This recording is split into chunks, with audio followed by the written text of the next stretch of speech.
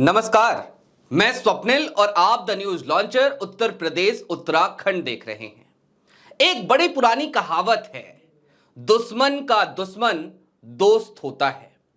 तो क्या योगी आदित्यनाथ और केशव प्रसाद मौर्य के बीच 2017 से शुरू हुई अदावत और उसके किरदार बन गए हैं नंद किशोर गुर्जर? जी हां, वही नंद किशोर गुर्जर जो बीते कुछ दिनों से लगातार योगी सरकार पर हमलावर नजर आते हैं। एक निजी स्कूल का कार्यक्रम था। उस कार्यक्रम में नंद किशोर गुर्जर भी मौजूद थे, फटे हुए कुर्ते के साथ, और केशव प्रसाद मौर्य भी उसी मंच पर बैठे हुए थे। और केशव प्रसाद मौर्य ने न आओ देखा न ताओ, सीधे तौर पे नंद किशोर गुर्जर को अपना समर्थन दे दिया। अब आज की तारीख में गंगा में बहुत पानी तो बह चुका है, लेकिन एक बार अदावत की ये पूरी कहानी फिर से दोहरानी जरूरी है ताकि आपको सारी टाइमलाइन याद आ जाए। 2017 का साल था। भारतीय जनता पार्टी के उत्तर प्रदेश के प्रदेश अध्यक्ष हुआ करते थे केशव प्रसाद मौर्य। केशव प्रसाद मौर्य के हाथों में कमान थी, चुनाव लड़ा गया, भारतीय जनता पार्टी की सरकार बनी। केशव प्रसाद मौर्य उस वक्त दरअसल मुख्यमंत्री पद के प्रबल दावेदार थे। दावेदार तो कुछ और लोग भी थे, मसलन कि मनोज सिन्हा, लेकिन नाम आया योगी आदित्यनाथ का और केशव प्रसाद मौर्य को संतोष करना पड़ा डेप्यूटी सीएम की कुर्सी पर। उसके बाद एक कार्यक्रम में बड़ी फजीहत भी हुई थी, जिसके बाद से अखिलेश यादव तो केशव प्रसाद मौर्य को दरअसल स्टूल वाला डेप्यूटी सीएम कहने लगे थे, क्योंकि एक सार्वजनिक कार्यक्रम था और उस कार्यक्रम में कुर्सियां दो ही थी। एक पर योगी आदित्यनाथ बैठ गए, दूसरे पर उस वक्त डिप्टी सीएम दिनेश शर्मा बैठ गए और बीच में एक स्टूल लगा दिया गया जिस पर बैठे नजर आए केशव प्रसाद मौर्य। लेकिन केशव प्रसाद मौर्य और योगी आदित्यनाथ की अदावत लगातार जारी रही। 2017 के बाद 2022 का चुनाव आया तो लोगों ने बताया कि संघ ने हस्तक्षेप किया, तब जाकर कहीं योगी आदित्यनाथ और केशव प्रसाद मौर्य के बीच की टसल किसी तरीके से कुछ कम हो सकी। लेकिन अदावत तो अदावत होती है, मन में हमेशा रहती ही रहती है। और फिर वक्त आया 2024 के लोकसभा चुनाव का।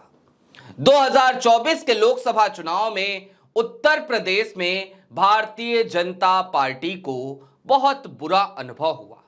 इंडिया गठबंधन तेजी से बढ़त बनाते दिखा।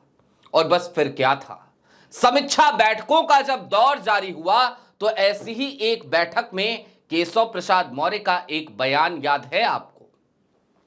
केशव प्रसाद मौर्य ने खुले मंच से कह दिया था कि ये नतीजे इसलिए आए हैं क्योंकि सरकार संगठन से बड़ी हो गई है।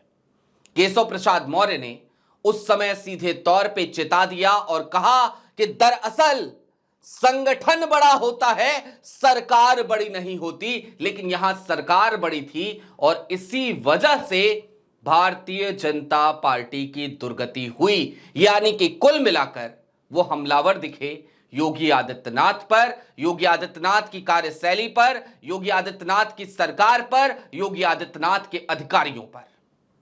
लेकिन अब हालिया दिनों में लौट आइए, नंद किशोर गुर्जर ने क्या क्या बयान नहीं दिए, किस किस तरीके की बातें नहीं कही। अभी कलश यात्रा के दौरान उत्तर प्रदेश पुलिस से जब भिड़ते हुए नजर आए, लड़ते हुए नजर आए, तो उनका कुर्ता भी फट गया। और जब कुर्ता फटा तो उसके बाद बयान देते नजर आए कि उत्तर प्रदेश के प्रधान सचिव ने टोना टोटका करा रखा है योगी आदित्यनाथ पर। योगी आदित्यनाथ की बुद्धि फेर दी गई है। यहीं तक नहीं रुके, ना जाने क्या क्या कहने लगे।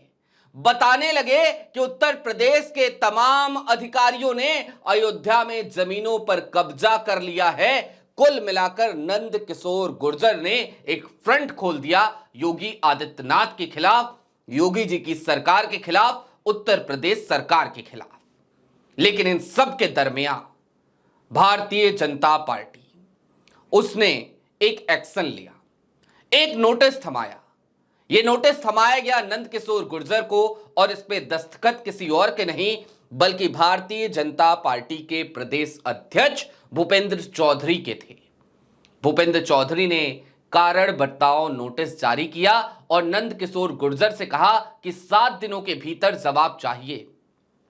इस तरीके की अनुशासनहीनता क्यों हो रही है? क्यों इस तरीके के बार बार आप बयान दे रहे हैं? क्यों योगी सरकार की, अपनी ही सरकार की, उस सरकार की जिसका आप भी एक हिस्सा हैं विधायक होने के तौर पे, उस सरकार की फजीहत क्यों करा रहे हैं? 7 दिनों का वक्त देते हैं, आइए जवाब दीजिए। और यह नोटिस नंद किशोर गुर्जर को थमाया गया, इसके ठीक बाद एक मंच लगा और इस मंच पर बैठे नजर आए केशव प्रसाद मौर्य और साथ ही साथ नंद किशोर गुर्जर। नंद किशोर गुर्जर इस मंच से भी लगातार वही बातें कहते रहे जो वो बीते कुछ दिनों से लगातार कह रहे हैं, यानी कि उत्तर प्रदेश सरकार पर हमलावर दिखे, अधिकारियों पर हमलावर दिखे। सीधे तौर पर वो कहते रहे कि अधिकारी भ्रष्ट हैं, पुलिस मनमानी कर रही है। वो सीधे तौर पे योगी आदित्यनाथ को घेरते नजर आए।